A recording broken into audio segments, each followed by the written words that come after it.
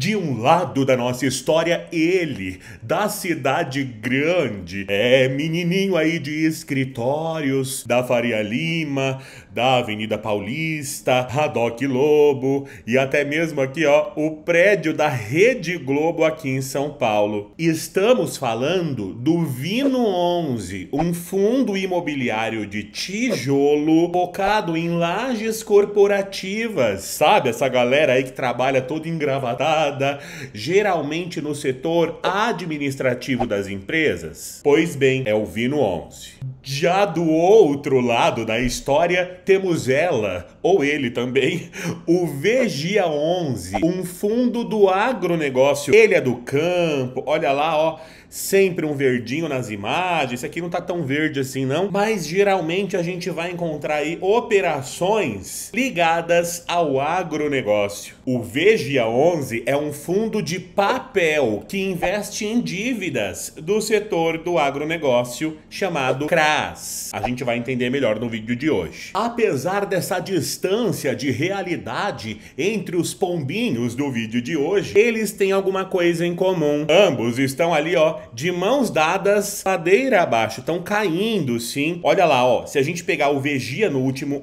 mês, a gente vê que a cotação dele caiu aí aproximadamente 6%. Já o Vino 11 nos últimos 6 meses está aí absorvendo uma queda de quase 15% no valor das suas cotas. Olha que tristeza.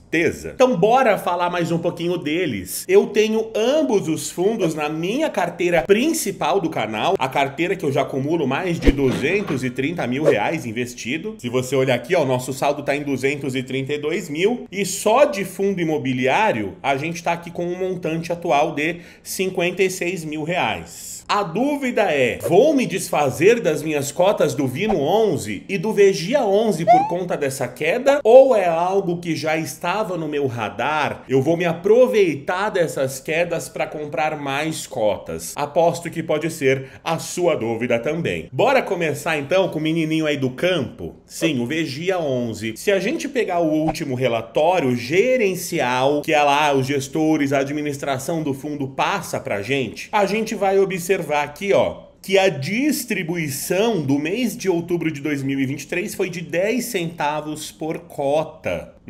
Ó, se a gente olhar um histórico, é interessante a gente observar, ó, desde maio de 2023 aqui até outubro, a gente tinha ele pagando aqui, ó, 13 centavos por cota, 13, 13, 13, 12, 10. Então, essa diminuição de dividendos que o fundo tá passando aqui para nós investidores faz com que o preço dele caia, porque menos renda significa um dividend yield menor, e aí muita gente acaba se desfazendo das cotas, o preço acaba caindo. Dá pra gente ver, né, que o quanto o fundo de fato conseguiu, ó, tá aqui em azulzinha, o lucro líquido do caixa, tá em 12 centavos. Porém, ele só distribuiu para os sócios 10 centavos. Isso aqui é um indício bom, tá bom? É um indicador bom. Significa que o fundo não tá usando do seu caixa para remunerar os sócios. De fato, ele tá ganhando mais e pagando aí de dividendos um valor menor. Isso significa uma saúde financeira do caixa, é um bom indicativo. Se a gente olha para a carteira de ativos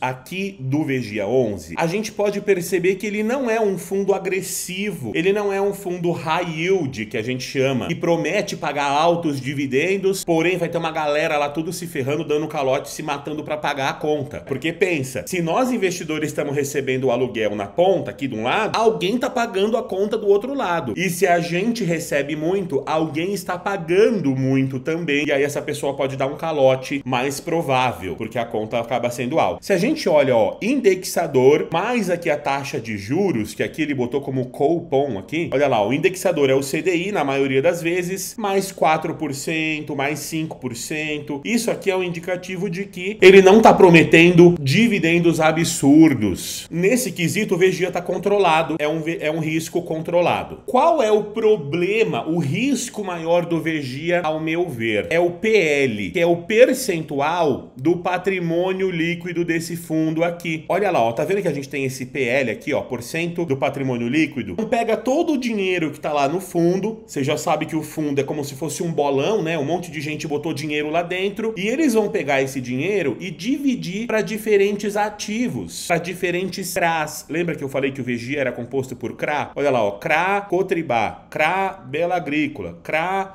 Fiagril. O principal risco está exatamente na distribuição do percentual em cada um desses ativos. Então olha só, ó, 9% tá com um único ativo aqui, um único CRA, ó, que é esse Cotribá. Então se essa empresa para de pagar a conta, para de pagar o aluguel, é a gente que se lasca, e se lasca em 10%. Então pensa o seguinte, se o VGIA vai pagar lá 13 centavos por cota, e aí alguém para de pagar a conta, e ele é impactado em 10%, como a gente vê aqui, ó, 10%, né? É uma distribuição alta, significa que os nossos dividendos vão diminuir aí em cerca de 1 centavo. Olha lá, ó, é exatamente o que aconteceu, né? Se a gente for olhar aqui, ó, você vê que caiu de 13 para 12, agora para 10, porque mais um parou de pagar a conta. Então, se a gente olha aqui embaixo, ó, a gente pode ver, ó, que esse Fiagril aqui, ele vai ter 8%, mais 7%, mais 7%. Então, essa distribuição aqui acaba fazendo o fundo ficar um pouco mais arriscado, ao meu ver. Esse Langurinu aqui, ó, tá passando por um processo aí de que não tá conseguindo pagar as contas, e aí quando a gente soma aqui os percentuais envolvidos, a gente vai ter um impacto sim no dividendo, e é por isso que essa cota aqui, esse valor do dividendo pago, tá baixo. A Valora fez um comunicado dizendo que ela já tem ciência desse problema, que o fundo tá muito pouco distribuído, e ela está assim melhorando para conseguir deixar ele mais diluidinho ali com um risco menor. Portanto, sobre o VGIA, eu vou manter ele na minha carteira, ciente desse risco, mas sabendo que ele tem um bom histórico de pagamento de dividendos. Ai, mas Diego, não tem uma maneira de eu me proteger para saber aí quanto é que vai render o meu investimento, aí pensando em quanto eu poderia pagar na cota do VGIA 11? Sim, existe o que a gente chama de preço teto de fundos imobiliários. E eu montei uma calculadora que você pode usar gratuitamente lá no site da Comunidade da Riqueza. Então se você entra aqui, ó, em calculadoras, aí você vem aqui em calculadora de preço teto, você vai conseguir achar aqui, ó, dividendo mensal, qual é o dividend yield que você deseja, e ela vai dizer o preço máximo que você deveria pagar na cota. Já já eu vou te mostrar, tanto do VGIA quanto do Vino, o que acontece aqui se a gente usa para calcular o preço máximo deles. Aí a gente controla esse risco desse fundo aí tá pagando um dividendo menor, sacou? Quando a gente olha pro Vino 11, o rapaz aí da cidade grande, dos escritórios corporativos, a gente vai ver que a história é parecida. Ele tá pagando menos dividendos por conta de uma alavancagem. É um pouco diferente, tá? Lá no caso do VGIA, o problema tá mais na distribuição do patrimônio líquido do fundo, que acaba deixando ele mais arriscado, enquanto que aqui no Vino, a qualidade desses imóveis é muito boa. O problema está numa alavancagem que esse fundo fez. Ele captou dívida com o objetivo de comprar alguns prédios para rentabilizar o aluguel em cima desses prédios, só que ele tem que pagar a dívida. É que nem você e eu aqui que entramos num financiamento. A gente entra numa dívida com o banco, então a gente vai ter uma dívida por alguns anos aí, porém a gente tem um imóvel nosso que a gente pode usar, a gente pode pagar um aluguel às vezes, uma taxa de financiamento menor, usar o FGTS para abater. Tem algumas vantagens do porquê que o Vino fez essa dívida no mercado para comprar esses imóveis. A gente estava no auge da pandemia e os imóveis estavam muito baratos. Então se liga só, se a gente olha para os imóveis aqui que a gente tem concentrado, a gente vai ver que a gente tem, ó, 38% da receita do fundo vindo da Rede Globo, então ela paga o aluguel e a gente recebe. Vinci Partners, que é a própria Vinci, que é o próprio FII aqui do Vino, a gestora e tudo mais. Aí a gente tem o WeWork, Casa Saúde São José, CIA, Faculdade de Bela Vista, Abril, Galeria, Misson Brasil. Então a gente tem outros inquilinos aqui também. Essa concentração aqui da receita da Globo é ruim também, né? Do mesmo jeito que a gente tem a concentração lá no VGIA, que acaba sendo ruim, aqui a gente tem a concentração do prédio da Globo, que também é ruim. A gente depende de uma empresa pagar a conta. Porém,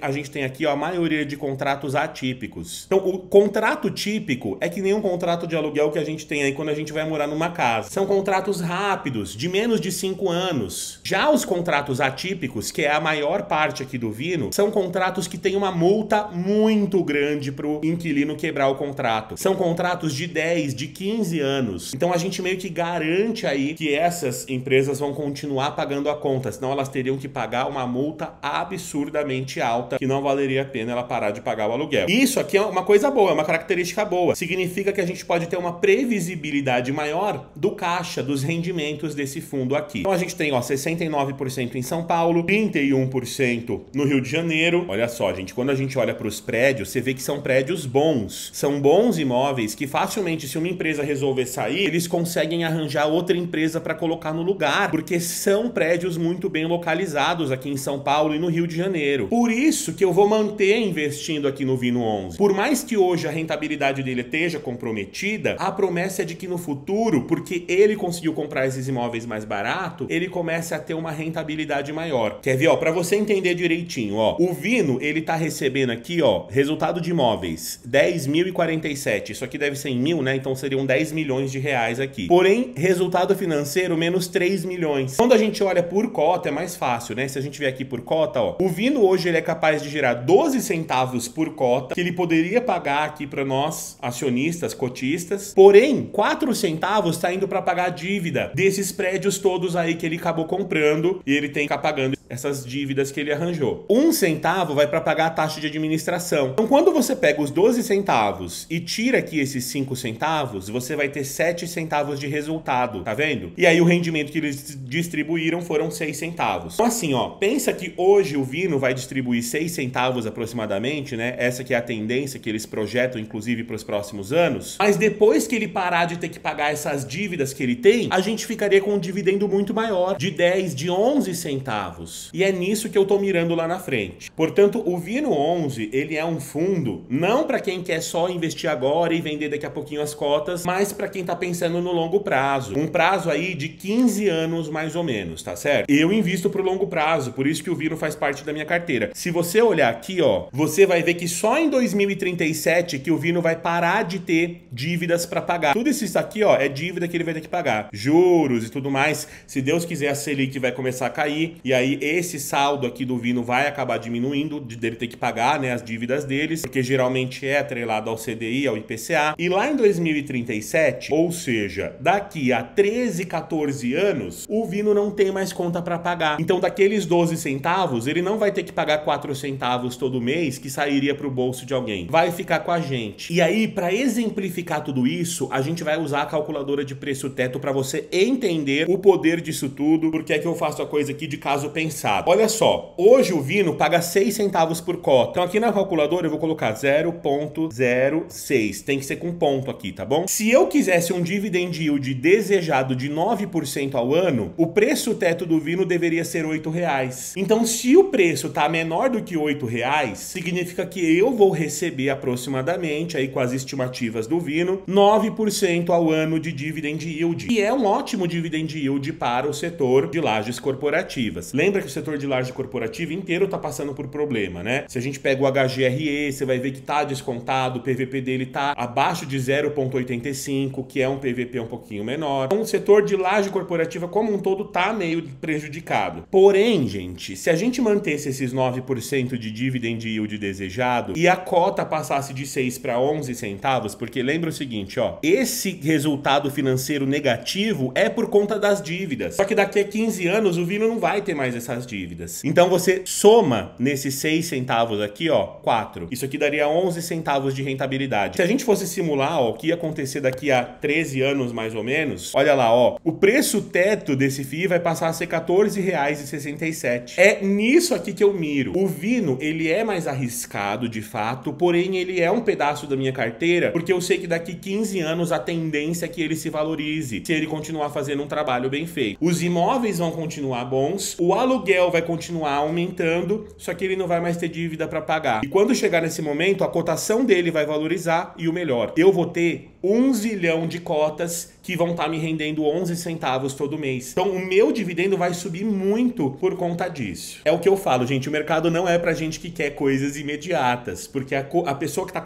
na pressa, na ganância de ganhar hoje, ela vai acabar perdendo dinheiro. Ao mesmo tempo, você também sempre tem que ponderar os riscos, porque a gente tem que fazer a coisa de caso pensado. Vamos pro Vegia. Se a gente fizer o mesmo cálculo pro Vegia, olha lá, ó, o Vegia tá pagando 10 centavos aqui, aproximadamente. Porém, o Vegia é um fundo de papel. Então, se a gente colocar aqui, ó, 10 centavos pro Vegia, no fundo de papel, gente, o meu dividend yield tem que ser maior, porque lembra que tem que estar a inflação embutida aqui também. Então, eu vou colocar aqui, ó, que eu gostaria de receber 13% ao ano, bonitinho. Porque esses 13% vai ter inflação, que vai ser uns 4 ou 5%, mais uma rentabilidade aqui de 8 a 9%, uma rentabilidade real. Portanto, o preço teto do Vegia 11 deveria ser de R$ 9,23. Você vê que casa, que bate. Então, menor do que R$ 9,23, a gente vai ter um dividendo legal se a gente continuar mesmo com esse pagamento de 10 centavos por cota apenas. Se a cota subisse para 12 centavos, ó, o Vegia poderia subir de preço, porque a gente conseguiria esses 13% menos, mesmo num preço maior. Inclusive, eu acho que você está entendendo melhor como funciona a regulação de preços que o mercado faz. Eles fazem exatamente essa conta aqui. Como os FIIs têm uma rentabilidade ali de dividendos de aluguel previsível, você usa essa conta aqui, dessa calculadora, e você vai ter aí mais ou menos o preço teto que você deveria receber, que você deveria pagar para receber esses dividendos. Vou deixar o link dessa calculadora maravilhosa para você usar aqui embaixo, vai lá e acessa, vou deixar bonitinho. E eu também tenho um mini curso grátis, não sei se você já viu, mas tem 3 aulas top, top, top, que mostram o início dos investimentos. Me chama no WhatsApp, eu vou deixar o link também na descrição do vídeo, no primeiro comentário fixado. Me chama lá que eu te mando o mini curso para você, ó, arrebentar nesse começo aí de 2024, começar o ano com o pé direito. Te vejo no próximo vídeo e falou!